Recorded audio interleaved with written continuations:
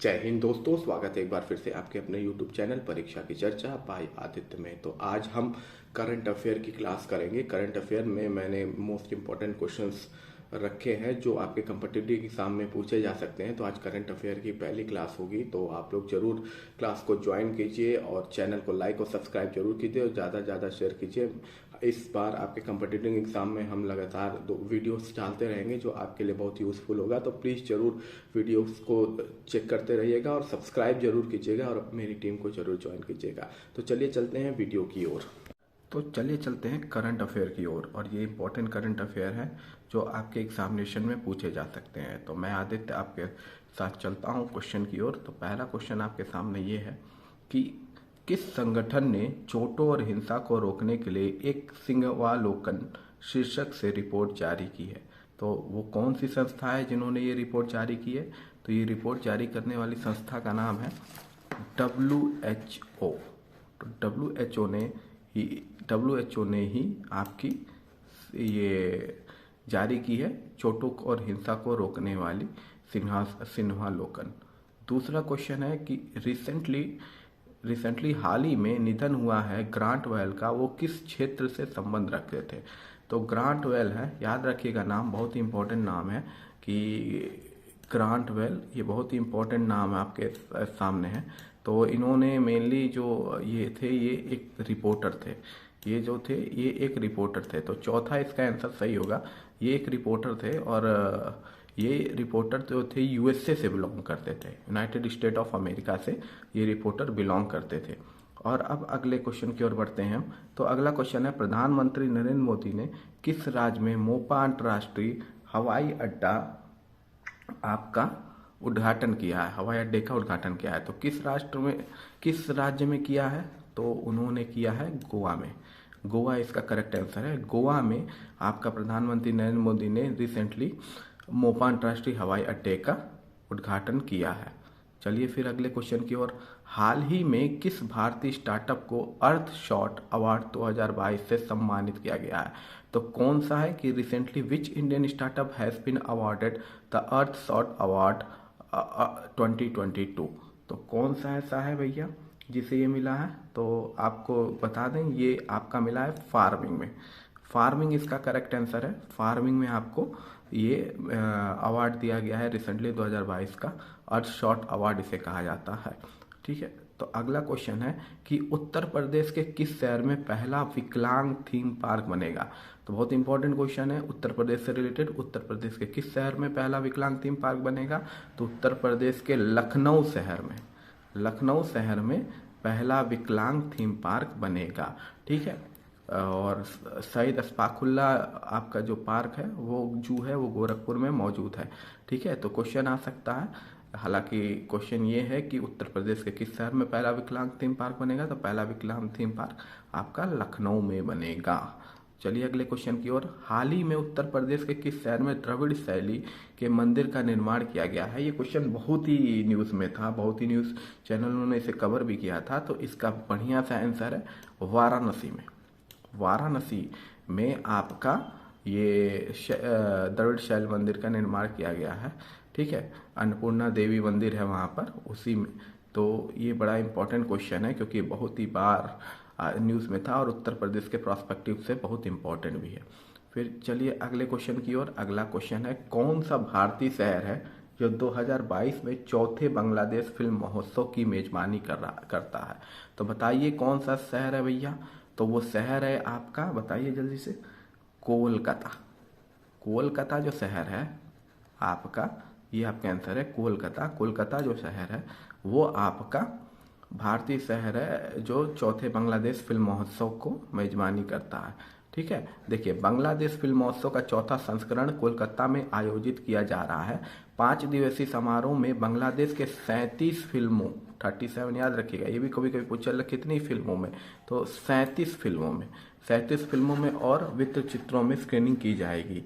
यह चौथा वर्ष होगा, ये चौथा वर्ष का होगा। ठीक है, तो चौथा वर्ष है, ये चौथा वर्ष है। ठीक है, जब बांग्लादेश फिल्म महोत्सव में कोलकाता में आयोजित किया जा रहा है। पुस्तक मेले और फिल्म समारोह जैसे सांस्कृतिक कार्यक्रम भारत और बांग्लादेश के साथ साथ पश्चिम बंगाल, में भी पश्चिम बंगाल में और बांग्लादेश के बीच में बंधन मजबूत करते हैं। तो ये आप भी जानते हैं कि पहले तो दोनों एक ही देश मतलब एक ही राज्य हुआ करता था, फिर बाद में बंटवारा हो गया, नहीं तो पहले ये ईस्ट और वेस्ट बांग्लादेश होता था। तो चलिए चलते हैं अगले क्वेश्चन की ओर। पूछा गया है किस भारतीय सशस्त्र बल ने K9 वज्र हाउटीजर खरीदने की घोषणा की है? तो किस भारतीय सशस्त्र ने ये किया है? तो आंसर आपका होगा इंडियन आर्मी ने। तो इंडियन आर्मी ने ये काम किया है, तो इंडियन आर्मी इसका आंसर है।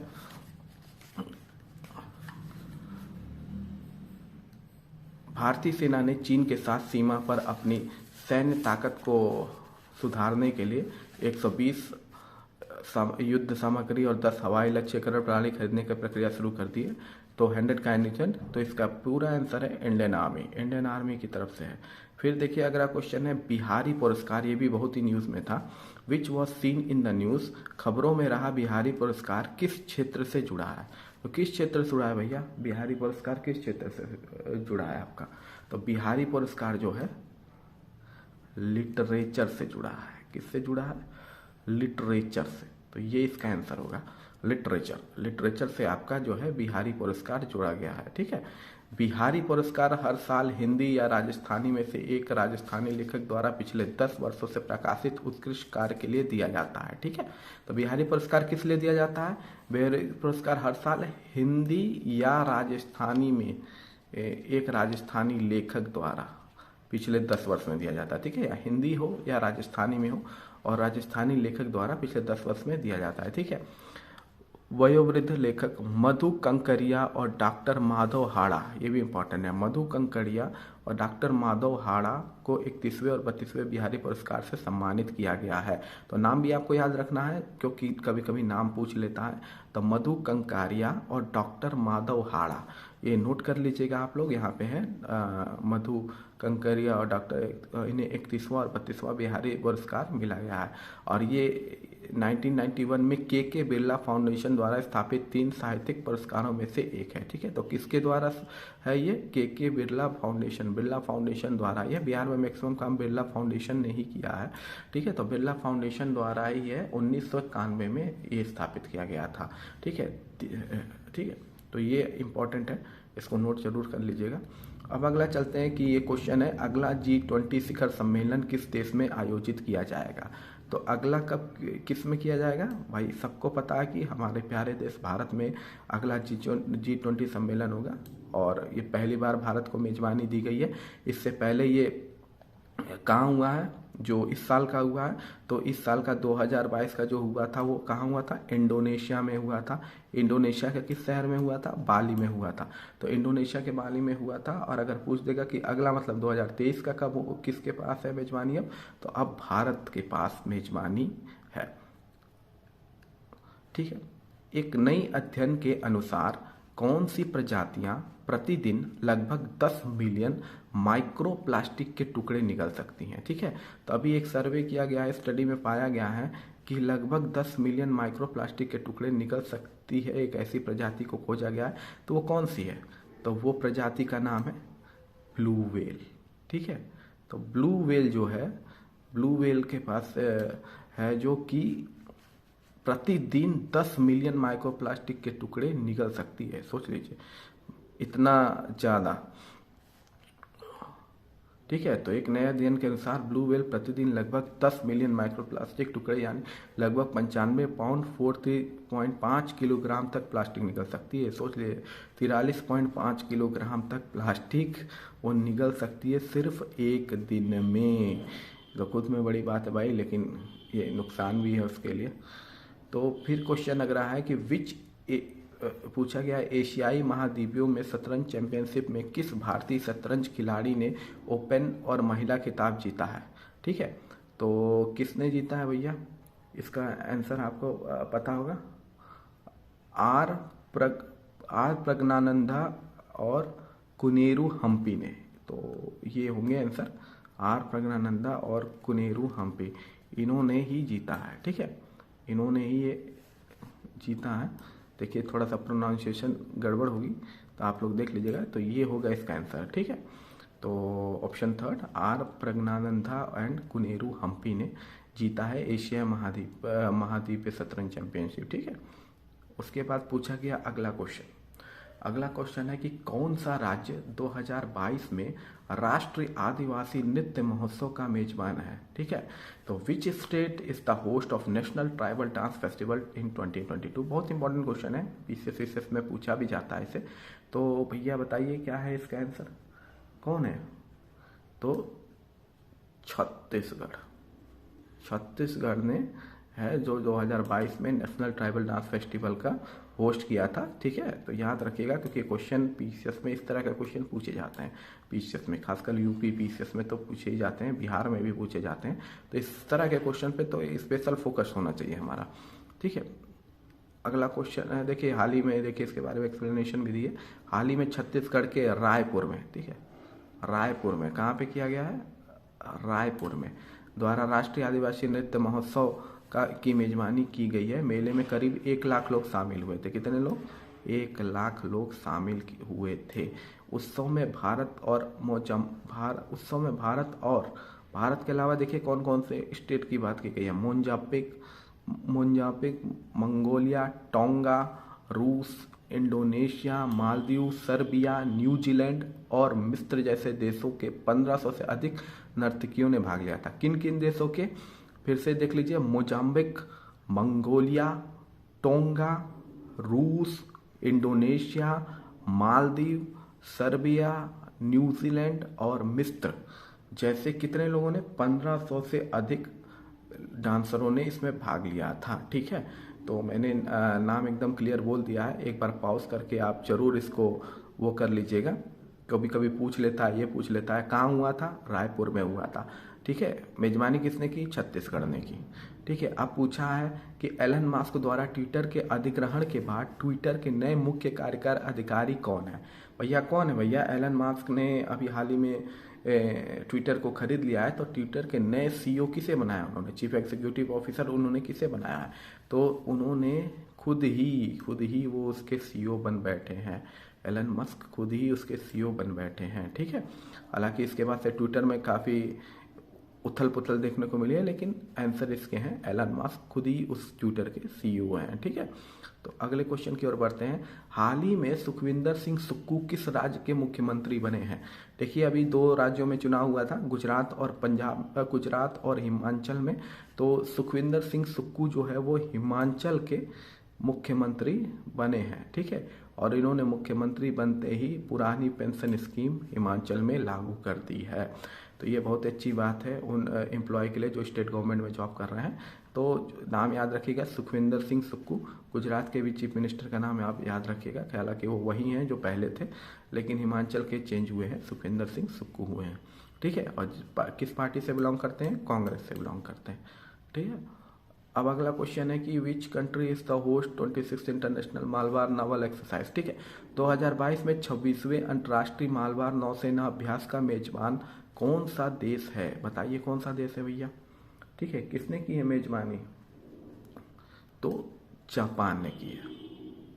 ठीक है, और ये 4 कंट्री क्या है? ये जो 4 कंट्री का नाम आप देख रहे हैं, ये किस में आती हैं? ये आती हैं आपकी क्वाड में। किस में आती हैं? क्वाड में आती हैं। ये 4 कंट्री किस में आती हैं? क्वाड में आती हैं। ठीक है, तो इनके बीच होता है मालवार नौसेना अभ्यास होता है, और इस बार उसके होस्ट जापान रही है। ठीक है, भारत जापान के योकोसुका में कहाँ पे हुआ है? योकोसुका, याद रखिएगा, योकोसुका में शुरू होने वाले 26वें नंबर के 26वें अंतर्राष्ट्रीय मलबार नौसेना अभ्यास में भाग ले रहा है। मलबार नौसेना अभ्यास में ऑस्ट्रेलिया, जापान और अमेरिका भी भाग लेते हैं। तो जो क्वाड कंट्री है वो भाग लेती है। मालबार अभ्यास की शुरुआत 1992 में हुई थी, और किसके बीच हुई थी? भारत और अमेरिका के बीच। ठीक है, और ये किसका अभ्यास है? ये नौसेनाओं का अभ्यास है। ठीक है, भारतीय नौसेना के जहाज शिवलिका और कमोट्रा के साथ अभ्यास में भाग ले रहा है। याद रखिएगा, नाम याद रखिएगा, शिवालिक नाम है, और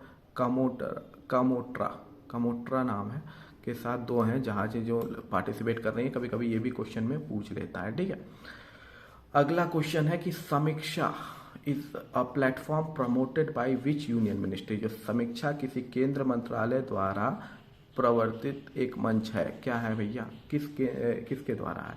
तो समीक्षा है आपका मिनिस्ट्री ऑफ एमएसएमई द्वारा, ठीक है। तो ये इंपॉर्टेंट क्वेश्चन है, इसको जरूर याद रखिएगा। मिनिस्ट्री ऑफ एमएसएमई इसका आंसर होगा, ठीक है।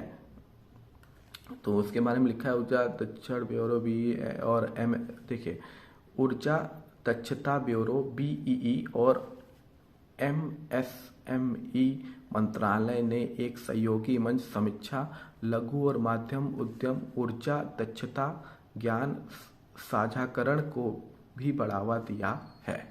तो इसका आंसर दो है, एक याद रखिएगा, एक बीईई है और एक एमएसएमई है, ठीक है। अगला क्वेश्चन है फोर्ब्स की विश्व की सर्वश्रेष्ठ नियोक्ता रैंकिंग 2022 की शीर्ष 100 रैंक में एकमात्र भारतीय कंपनी कौन सी है? कौन सी है भैया? फोर्ब्स हर साल निकालती है, तो इस बार कौन सी कंपनी है? तो रिलायंस इंडस्ट्री। कौन सी कंपनी? रिलायंस इंडस्ट्री इसमें है। और पहले नंबर पे कौन है? सैमसंग है। पहले नंबर में कौन है? सैमसंग। सैमसंग पहले नंबर पे है और रिलायंस इंडस्ट्री है ये 20th रैंक पे है, मेरे ख्याल से 20th या 16th रैंक पे है, एग्जैक्ट मुझे याद नहीं है लेकिन है, ठीक है। तो चलिए चलते हैं नेक्स्ट क्वेश्चन की ओर। फोर्ब्स है 20वीं सबसे, हाँ 20th, देखिए 20th सबसे अच्छी फर्म है, ठीक है। तो रिलायंस का रैंक 20वां है, ठीक है। और टॉप 100 में भारत का रिलायंस एकलौता ही देश है, ठीक है। वैश्विक रैंकिंग में दक्षिण कोरिया के दिग्गज सैमसंग इलेक्ट्रॉनिक्स सबसे ऊपर है, ठीक है। सैमसंग को रैंक 1 मिला हुआ है और 20वें रैंक पे आपकी भारत की रिलायंस कंपनी है और ये एकलौती भारत की कंपनी है जो इसमें ऐड है, इसके अलावा और कोई कंपनी ऐड नहीं है। तो चलिए चलते हैं अगले क्वेश्चन की ओर। तो अगला क्वेश्चन है कि किस केंद्रीय मंत्रालय ने भारत मातृभाषा सर्वेक्षण आयोजित किया था? किसने किया था? एमटीएसआई किसने किया था भैया? बताइए आंसर, बताइए जल्दी जल्दी बताइए। तो किसने किया था? तो इसका आंसर होगा मिनिस्ट्री ऑफ होम अफेयर ने। किसने किया था? मिनिस्ट्री ऑफ होम अफेयर ने इसको किया था, ठीक है। तो ये इसका आंसर होगा कि एमटीएसआई किसने किया था? मिनिस्ट्री ऑफ होम अफेयर ने, जिसमें इन्होंने मदर टंग का सर्वे किया था। तो सबसे ज़्यादा भाषी कौन निकले थे? हिंदी भाषी बोलने वाले सबसे ज़्यादा इंक्रीमेंट किए हैं। कौन? हिंदी भाषी और पंजाबी भाषी बोलने वाले सबसे ज़्यादा इंक्रीमेंट किए हैं, ठीक है। तो अगला चलते हैं अगले क्वेश्चन की ओर। इंडिया रिसेंटली, भारत ने हाल ही में किस देश के साथ युवा शोधकर्ताओं के सप्ताह 2022 कार्यक्रम आयोजित किया है? तो इसका आंसर नीचे मेंशन है, जर्मनी। तो जर्मनी के साथ भारत ने किया है रिसेंटली साइन, ठीक है। जर्मनी इसका आंसर होगा, तो जर्मनी होगा। उसके बाद चलिए चलते हैं अगले क्वेश्चन की ओर। पर्यावरणीय रूप से स्थायी परियोजनाओं में निवेश के लिए आय उत्पन्न करने वाले वित्त साधनों का क्या नाम है? बताइए क्या नाम है भैया? कौन सा बॉन्ड होता है? तो अगर सीधी बात है इन्वायरमेंटल से है तो कौन सा बॉन्ड होगा? ग्रीन बॉन्ड होगा भाई। इन्वायरमेंट हरा भरा होता है तो ग्रीन बॉन्ड होगा इसका आंसर, ठीक है।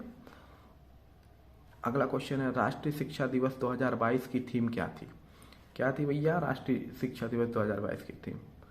तो ये थी चेंजिंग कोर्स ट्रांसफॉर्मिंग एजुकेशन।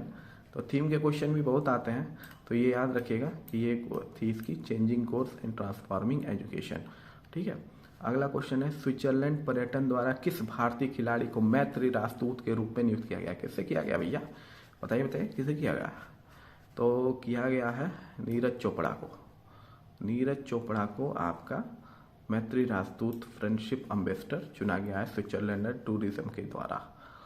फिर पूछा गया है किस देश में RH-200 साउंडिंग रॉकेट लॉन्च किया? किस देश ने किया भैया? भारत ने, इंडिया ने लॉन्च किया है, अपना प्यारा भारत ने लॉन्च किया है 200 साउंडिंग रॉकेट, ठीक है। फिर पूछा है ई ग्राम स्वराज और ऑडिट ऑनलाइन किस केंद्रीय मंत्रालय के पहल में है? बड़ा इंपॉर्टेंट क्वेश्चन है ये इंपॉर्टेंट क्वेश्चन आपका यूपीएससी और पीसीएस दोनों से इंपॉर्टेंट है। तो बताइए इसका आंसर क्या होगा? इसका आंसर होगा मिनिस्ट्री ऑफ पंचायत राज। कौन होगा? मिनिस्ट्री ऑफ पंचायत राज। ये इसका आंसर है, और ये बहुत इंपॉर्टेंट क्वेश्चन है यूपीपीसीएस और यूपीएससी के प्रोस्पेक्टिव में। चलिए अगले क्वेश्चन की ओर चलते हैं। तो अगला क्वेश्चन है, किस देश ने एक नई कृत्रिम प्रकाश संचार प्रणाली विकसित की है? Which country has develop a new artificial light harvesting system? किसने किया भैया? तो इंडिया ने, अपने प्यारे भारत ने किया। ठीक है, इसका भी आंसर भारत ही होगा। देखिए, इंडियन रिसर्च फ्रॉम IISER जो है और IIT इंदौर, ठीक है, तिरुवनंतपुरम, IISER तिरुवनंतपुरम और IIT इंदौर ने मिलकर किया। तो ये भी याद रखिएगा कि IISER तिरुवनंतपुरम और IIT इंदौर ने डेवलप किया है क्या? Harvesting system. तो इम्पोर्टेंट है, याद रखने की जरूरत भी है। ठीक है, तो आज के लिए बस इतना ही, फिर नेक्स्ट वीडियो में मिलते हैं। और मेरे चैनल को प्लीज़ लाइक और सब्सक्राइब कर दीजिएगा और इस वीडियो को ज़रूर शेयर कीजिएगा। जय हिंद, जय भारत।